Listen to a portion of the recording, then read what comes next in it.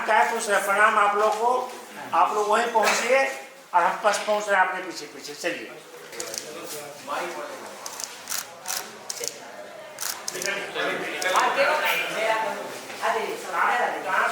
सब अपने क्षेत्र का है।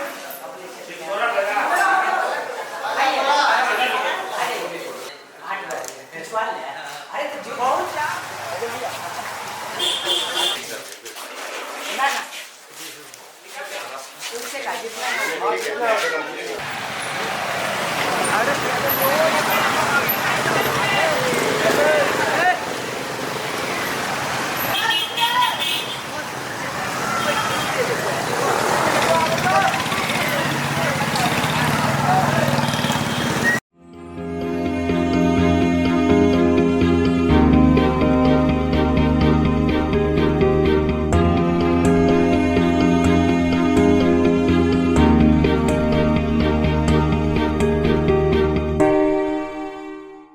धन्यवाद देता हूं।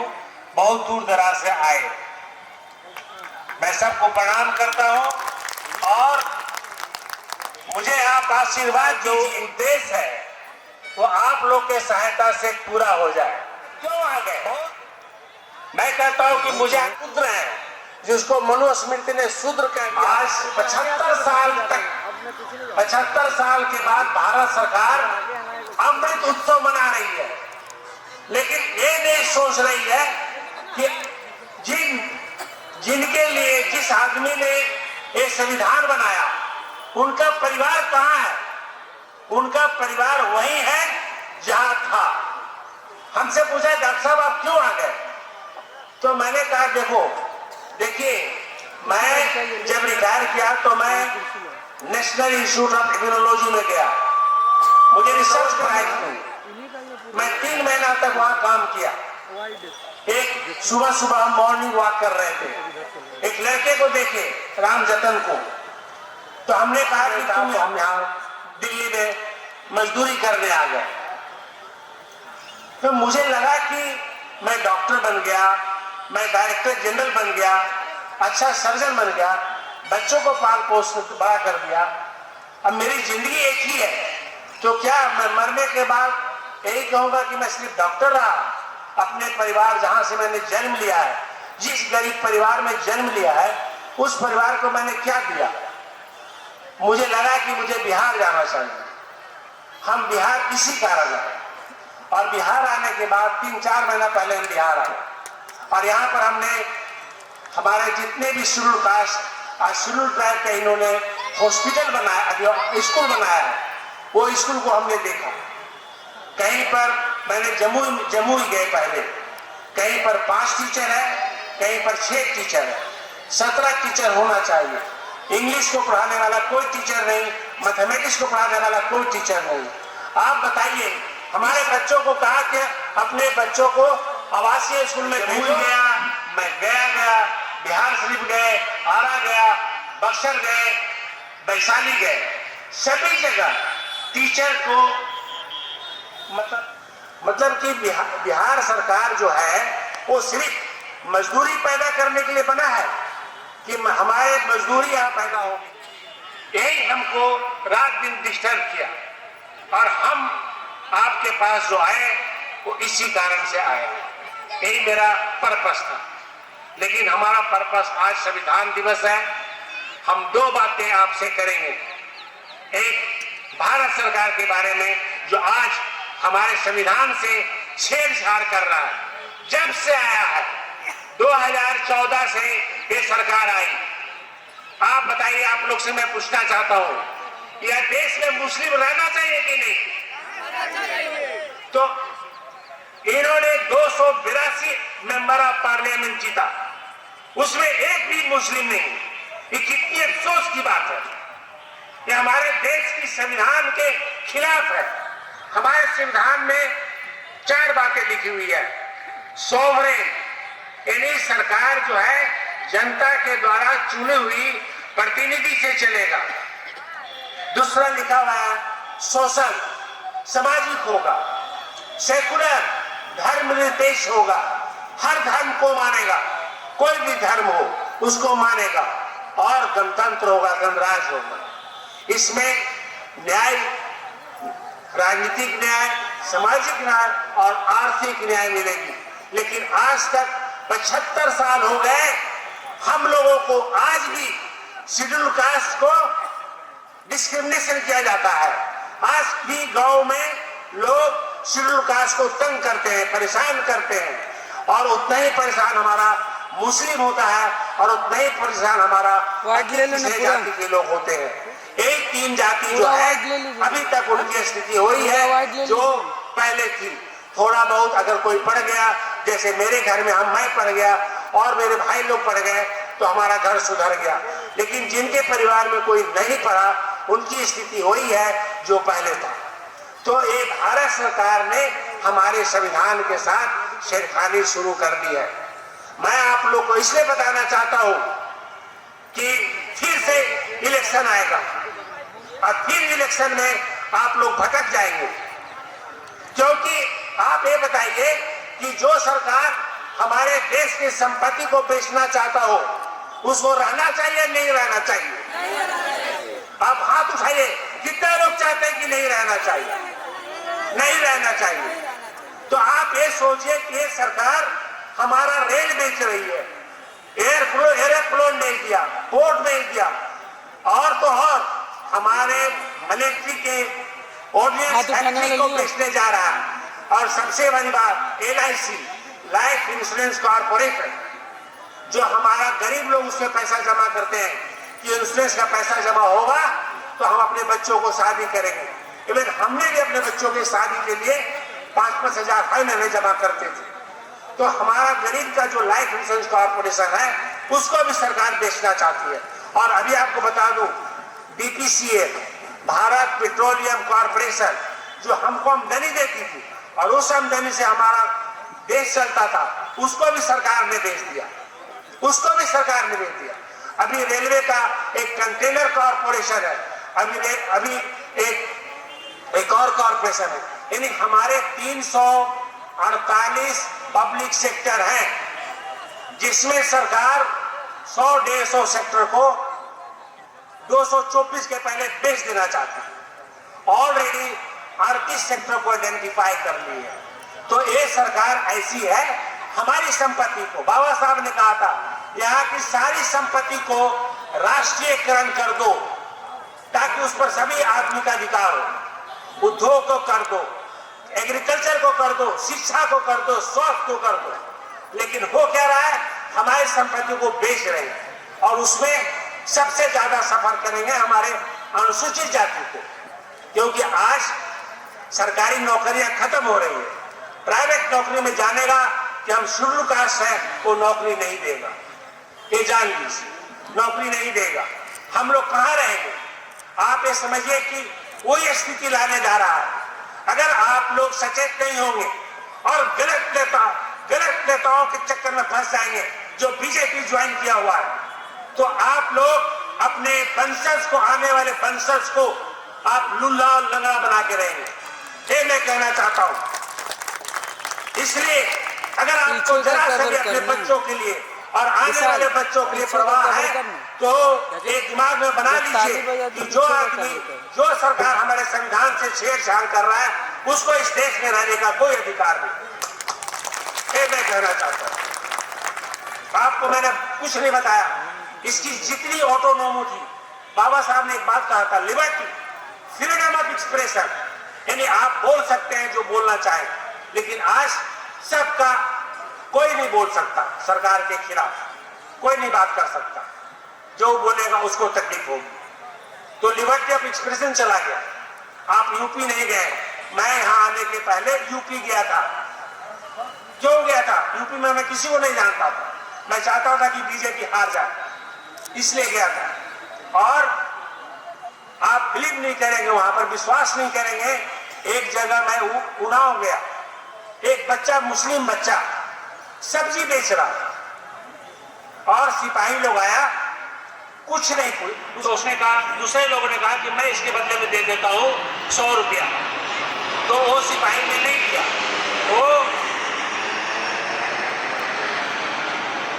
वो उसको पकड़ करके थाने ले गया। आप सोचिए थाना ले गया और वो जो 10th क्लास का बच्चा, उसको इतना मारा कि वो थाने नहीं मर गया। कोई गलती नहीं। एक हंसता फैलाना चाहता है मुस्लिमों को। ऐसा है सरकार है। हम लोगों ने उसके डीएम और एसपी पर केस किए। हम उस गांव में गए, उन लोगों से मिला, और तब मैंने सोचा कि बीजेपी को उत्तर प्रदेश में नहीं रहना चाहिए। लेकिन सरकार, जो इलेक्शन कमीशन ऑफ इंडिया है, जिसकी ऑटोनॉमी होता था, वो अपने मन से नहीं काम करता, वो सरकार के मन से काम करता है। हम लोग कुछ नहीं कर सकते। जीतते समाजवादी पार्टी को उन्होंने हरा दिया। तो हम यूपी इसलिए गए थे कि उस समय हमारे संविधान के साथ छेड़छाड़ कर रहा है। इस सरकार को, इस तरह की सरकार को हमारे देश में नहीं रहना चाहिए। आज हमारे गरीबी और अमीरी के बीच खाइयां बढ़ रही है, दूरियां बढ़ रही है। गरीब होता जा रहा है और अमीर होता जा रहा है। ये स्थिति है हमारे देश का। मैं कितना नाम लूं कि जिसकी ऑटोनॉमी इन्होंने खत्म कर दिया। इंफॉर्मेशन ऑफ स्टैटिक्स था। सरकार ने कहा कि तुम लोगों की यहाँ पर एम्प्लॉयमेंट कम है। स्टैटिस्टिशियन ने कहा नहीं सर, अनएम्प्लॉयमेंट बहुत ज्यादा है। उसने कहा नहीं, हम जो कहते हैं वो लिख दो। नहीं, आईएएस को डायरेक्ट ले लिया सीनियर आईएएस अफसर में। ना वो डीएम बना, ना कमिश्नर बना, वो सीधे सेक्रेटरी बन गया। और वो 24 के 24 ब्राह्मण थे। ब्राह्मण हैं, एक भी रिजर्वेशन उसमें नहीं है। अब बताइए, ये नियम है कि आप जहां भी अपॉइंटमेंट करेंगे उसमें आप शेड्यूल कास्ट और बैकवर्ड कास्ट का रिजर्वेशन देंगे, लेकिन उन्होंने रिजर्वेशन नहीं दिया। तो ये असंवैधानिक काम है कि नहीं? आप बताइए कि हम लोग का हक मारा जा रहा है कि नहीं? तो आप लोग ये सोचिए। देखिए, मैं कोई इसलिए नहीं आया कि मुझे आप लोग से कुछ चाहिए, लेकिन हम कल रहे ना रहे, आप लोग रहेंगे, आपके बच्चे रहेंगे, तो आपको सोचना पड़ेगा कि हमें क्या करना है। ये आप लोग पर मैं छोड़ता हूं, आप लोग सोचें कि हमें क्या करना है इस सरकार से, जो हमारे संविधान को, जिसके कारण हम पढ़ पाए, जिसके कारण हमारी महिलाएं पढ़ पाई, उसके कारण आज वो खतरे में है। ये मैं बोलना चाहता हूं आपको। इसलिए आप लोग सावधान हो जाइए। जो केंद्र में जो सरकार चल रही है उससे आप लोग सावधान होइए। वो पैसा दे देगा इलेक्शन के नाम में 5,000, 10,000, कितना दिन आपको काम में आएगा बताइए? 5,000, 10,000 कितना दिन काम आएगा? आपके बच्चों को नौकरी नहीं मिलेगी, आपको खाना नहीं मिलेगा। वो अनाज देकर के भिखमंगा बनाना चाहता है। क्या हम लोग इसलिए पैदा लिए? हम लोग इसलिए पैदा लिए कि हम भिखमंगा बनते रहे। और एक तरफ केंद्र सरकार बोलती है स्वच्छ भारत, स्वच्छ भारत। अरे पहले अपना घर तो साफ कर लो। उसका रेलवे ट्रैक पर जो 1000 मेट्रिक टन, लाखों मेट्रिक टन मल गिरता है, उसको मेरा परिवार साफ करता है। मेरा वाल्मीकि परिवार, मेरा परिवार साफ करता है। अगर नहीं साफ करे तो कल ट्रेन पर, प्लेटफार्म पर लोग जाना ही बंद कर दे। अब पहले उसको तो साफ कर लो। जो आप टॉयलेट बनाने चले हो, पहले रेलवे ट्रेन को। इटली वाले कहते हैं कि मैं इटालियन हूं, जर्मनी वाले कहते हैं मैं जर्मनी हूं, और हम लोग कहते हैं हम शेड्यूल कास्ट है, हम बैकवर्ड है, हम ब्राह्मण है। तो ये जाति प्रथा किसी देश में नहीं है मेरे भाइयों, ये सिर्फ हमारे देश में है। मैं तो 105 देशों में, 80 देशों में मैं घूम चुका हूं, कहीं भी मैंने जात पात नहीं देखा, कहीं भी नहीं। ये जात पात किसी देश में है। और इसलिए बाबा साहब ने कहा कि अगर विकास होना है तो जात पात को बिना सरकार की बात है। दूसरी बात जो मैं आपको बताना चाहता हूं, जिसके कारण मैं आपके बीच में आया हूं, वो है हमारा बिहार सरकार। आप ये बताइए, क्या मजदूर का बेटा मजदूरी बनेगा? ये बताइए आप। ये सारे माइग्रेंट लेबरर, आप चले जाइए दिल्ली, आप चले जाइए बम्बई, मद्रास, केरला, आपको खाली बिहारी लोग मिलेगा। उनके बच्चे बेचारे या तो वहीं पर हैं या मां के साथ यहाँ अकेले रहते हैं। और कहां जाते हैं? उसी सरकारी स्कूल में। बिहार सरकार अच्छी टीचर नहीं देगा। जिस तरह से केंद्रीय विद्यालय में अच्छा शिक्षक है और जिस तरह से केंद्रीय नवोदय विद्यालय में अच्छा शिक्षक है, जब तक सरकार नहीं देगी हमारे बच्चों को पढ़ने के लिए, तब तक हम यहाँ जन आंदोलन करेंगे और तब तक हम नहीं जाएंगे। और मैं नेताओं को बता देना चाहता हूँ कि नेताजी, मैं यहाँ कोई रहने नहीं आया। मैं चाहता हूँ कि मेरे हर मजदूर के बच्चे अफसर बने। उनकी लिखा था कि शिक्षा को नेशनलाइज किया जाए। अब सोचिए कि मेरा बच्चा पढ़ रहा है सरकारी स्कूल में और उसका बच्चा पढ़ रहा है पब्लिक स्कूल में। मेरे बच्चे को पढ़ाने के लिए इंग्लिश का टीचर नहीं है, मैथमेटिक्स, चपरासी का नौकरी मिलेगा। आजकल चपरासी का भी नौकरी खत्म हो गया। आजकल कॉन्ट्रैक्ट चलता है, यानी आपको खत्म कर रहा है। 80% लोगों का जब विकास ही नहीं हो रहा है, सिर्फ 20% लोगों का विकास हो रहा है, तो आप कैसे कह सकते हैं कि हमारा देश विकास कर रहा है? कि 80% लोगों का जब विकास नहीं है तो क्या करोगे तुम? क्या करोगे? कैसे विकास करोगे? ये हमारी देश की हालत है। और सबसे बड़ी अफसोस की वो तो बेशक वो फेल कर गया। लालू जी का बेटा था, उप मुख्यमंत्री बन गया, फेल भी था तो भी बन गया। लेकिन हमारे कितने भाई BA MA पास करके रोड पर नौकरी मांगते फिर रहे। आप बताइए कि मिलते फिरते हैं कि नहीं फिरते हैं? ये हाल है हमारा बिहार का। और इसलिए मैं ये कहने आया हूं आप लोगों को कि बच्चों को पढ़ाइए, किसी पर डिपेंड मत करिए। खाना कम खाइए लेकिन बच्चों को पढ़ाइए। वही आपको अगर पढ़ गया अच्छा से तो आपको सुधर जाएगा, आपकी परिवार सुधर जाएगी। और दूसरी बात, सरकार को भी मैंने लिखा है और एक जन आंदोलन जारी रहेगा जब तक आपकी बच्चे लोगों के पढ़ाने के लिए अच्छे शिक्षक नहीं होंगे। ये कितना खराब देश है बिहार आपका, मैं बताता हूँ। आप लोग सोचते नहीं होंगे, सोचते कह रहे भाई लालू जी हैं बोर्ड मद्रास, क्यों? आखिर में मद्रास के लोग दिल्ली क्यों नहीं जाते? कर्नाटका के लोग दिल्ली क्यों नहीं जाते? आंध्रा के लोग दिल्ली क्यों नहीं जाते? क्यों बिहार के लोग जाते हैं? क्योंकि बिहार में बिहार की सरकार 32 साल तक यहाँ पर किसी तरह का अस्पताल का डेवलपमेंट नहीं किया। 32 साल तक मैं बता रहा हूँ। आप लोग जाति के बारे में नहीं पढ़े, अच्छे आदमी को देखें और उसी को चुने। 32 साल तक इन्होंने बिहार को धोखा दिया। 32 साल तक इन्होंने अस्पताल को खराब बना दिया। आप चले जाइए किसी भी अस्पताल में, डिस्ट्रिक्ट अस्पताल में चले जाइए, आप चले जाइए, बगल में जहानाबाद है, बगल में पटना डिस्ट्रिक्ट देख लीजिए। पटना बिहार की राजधानी, पटना डिस्ट्रिक्ट में हम गए, डिस्ट्रिक्ट हॉस्पिटल में 1250 बेड होना चाहिए। कितना बेड है? 99 बेड। आप सोचिए 1250 बिस्तर होना चाहिए, 99 बेड। ब्लड बैंक, किसी को बीमार पड़ जाए ब्लड चढ़ाना, कोई ब्लड बैंक नहीं है। पटना में ब्लड बैंक नहीं है, पटना के जिला अस्पताल में ब्लड बैंक नहीं है।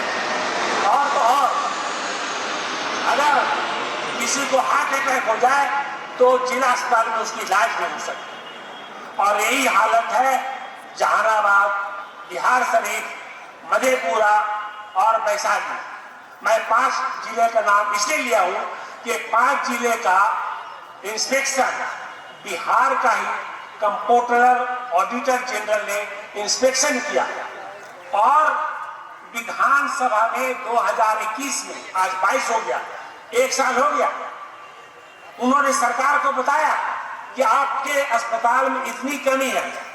लेकिन 1 साल खत्म होने के बाद भी सरकार के कानों पर जू नहीं लेंगे, कोई स्टेप नहीं लिया गया। सबसे बड़ा मैंने सुना है, मैंने देखा नहीं, मैं चाह रहा हूं लोगों से कि सबसे बड़ा भ्रष्टाचारी और करप्शन हेल्थ डिपार्टमेंट में है तो सभी डिपार्टमेंट में, लेकिन इस डिपार्टमेंट में सबसे ज्यादा है। अब क्या कारण है मुझे नहीं मालूम, लेकिन इतना जरूर है कि यहाँ का स्वास्थ्य का जो स्थिति है सबसे खराब है, सबसे खराब है। मुझे शर्म आता है, मुझे खुद अफसोस आता है। लोग कहते हैं कि इस अस्पताल में कि बिहारी लोग ही आते हैं, मुझे तकलीफ होती है, तकलीफ होती है कि लोग बोलता है बिहारी होगा, बिहार में क्या अस्पताल नहीं है? यूपी से भी उतना नहीं जाते जितना बिहार से जाते, क्योंकि यहाँ पर अस्पताल की कोई सुविधा ही नहीं। आप खुद सोचिए अपने घर में, आप बैठ करके खुद घर में सोचिए कि आपके घर में भगवान ना करे कि ऐसा तकलीफ हो, लेकिन अगर तकलीफ होता है तो क्या आप लोग कर सकते हैं? कितना तकलीफ होगी बताइए आपको। घर बिक जाता है, पर कर्ज लेना पड़ता है। और यही बात सोच करके मैं तो एक छोटा सा पोस्ट पर था, डायरेक्टर जनरल, छोटा पोस्ट था, लेकिन उस पोस्ट पर रहते हुए एक दिन मेरी बड़ी बेटी ने बोल दिया कि पापा, सफदरजंग अस्पताल में जो गरीब आते हैं हार्ट का ऑपरेशन कराने के लिए, वो बहुत गरीब होता है, उसको बोलता हूं कि वाल लगेगा 40,000 रुपए का, तो उसको लगता है कि इतना पैसा कहां से लाएगा, तो कहां से देगा? तो मैंने कहा बेटा चलो, तुमने, मेरे भी दिमाग में था, मैं डायरेक्टर को बोलता हूँ, एमएस को बोलता हूँ। एमएस ने कहा सर मेरी पावर है। फिर मैंने ऑर्डर इशू किया कि सफदरजंग अस्पताल में हार्ट के मरीज को 1 पैसा भी नहीं लगेगा। तो आप ये सोचिए कि एक अदना सा डायरेक्टर जनरल, अदना इसलिए बोल रहा हूं कि मुख्यमंत्री के सामने वो कुछ भी नहीं है। मुख्यमंत्री राजा है। अगर राजा आज चाहेगा, आज राजा चाहेगा, मुख्यमंत्री आज चाहेगा तो कल आपके बच्चे अच्छे स्कूल में पढ़ेंगे, लेकिन वो चाहता ही नहीं। अब क्यों नहीं चाहता है, ये तो उसी से सवाल करिए। क्यों नहीं चाहते हो? क्यों नहीं चाहते हो मेरे बच्चों को पढ़ाना? क्यों मेरे परिवार की जिंदगी के साथ खेल रहे हो? ये बात है। और क्यों नहीं अस्पताल बना रहे हो? क्यों हमारे लोग दिल्ली जाएंगे, क्यों पटना, क्यों मद्रास जाएंगे, क्यों टाटा इंस्टीट्यूट जाएंगे? ये आपको सवाल उन लोग से करना पड़ेगा। और मुझे नहीं मालूम कि कितना मैं अस्पताल के बारे में सक्षम हो जाऊंगा, लेकिन शिक्षा के मामले में मैंने सोचा है कि सरकार को हिला के रखूंगा जब तक वो शिक्षा का हमारा बच्चों को परिवस्त नहीं कर देगा। और एक बात और, अंतिम बात, कि हमारे यहाँ पर बैठे हुए HL दुसाद, और HL दुसाद ने एक बात कही और बहुत वाजिबी बात, और बाबा साहब ने भी कहा था, सामाजिक समता और आर्थिक समता बराबर। सामाजिक समता 75 साल के बाद हम लोग को नहीं मिली, और आर्थिक समता भी नहीं मिली। आर्थिक समता नहीं मिली। हम लोग गरीब लोग, 80% लोग गांव में रहते हैं, 75% लोग गरीबी है। लेकिन सरकार चाहे तो सारे जमीन को राष्ट्रीयकरण करके गरीबों में बांट दे, लेकिन करेगा ही नहीं, क्योंकि सोचता है कि मेरा क्या जाता, हम क्यों इतना तकलीफ है। तो ये सब सारी बातें इन लोगों के दिमाग में घूमता रहा। तो मैं बात कर रहा था HL दुसाद जी का, जिन्होंने एक किताब लिखी, 50% से ज्यादा रिजर्वेशन कर दिया। तो सरकार से हम लोग एक डिमांड करते हैं कि जिसकी जितनी आबादी, उतना उसको भागीदारी बना दे। अगर पंडित 10% है, पंडित को 10% दे दो, मुझे कोई तकलीफ नहीं। राजपूत 5% है, उसको 5% कर दो। काइस 4% है, काइस को भी 4% कर दो। शेड्यूल कास्ट में 16% उसको भी दे दो। मुस्लिम को, सबको भागीदारी बना दो। जिस दिन वो भागीदारी बना देगा सभी को, मैं बताता हूं उस दिन आर्थिक समता आ जाएगी। लेकिन सरकार बनाएगी तब तो, सरकार का दिमाग होगा तब तो चाहेगी। वो चाहेगी कि भाई अगर इसको गरीब रखेंगे, अनपढ़ रखेंगे, तो पैसा दे देंगे और हमको वोट दे देगा और हम राज करने लगे। ये सरकार की सोच है। क्योंकि हमारे गरीब जनता सोच नहीं पाते। आप लोग जा करके पैसा पिला दिया, दारू पिला दिया, चलो भैया आज तो दारू पिला दिया, उसको याद ही नहीं रहता किसको वोट देना है, वोट मार दिया। आपकी वोट की कीमत करोड़ों रुपया, करोड़ों, लेकिन आप 5,000 में बिक जाते हैं। इसलिए मैं कहता हूं सोच समझ करके जिसको भी वोट देना है, सोच समझ के वोट दीजिए, जो आपके बच्चों को अच्छा शिक्षा दे सके। इन्हीं बातों को कहने के लिए बहुत बहुत धन्यवाद सर। जय भीम। कुमार पासवान जी को धन्यवाद।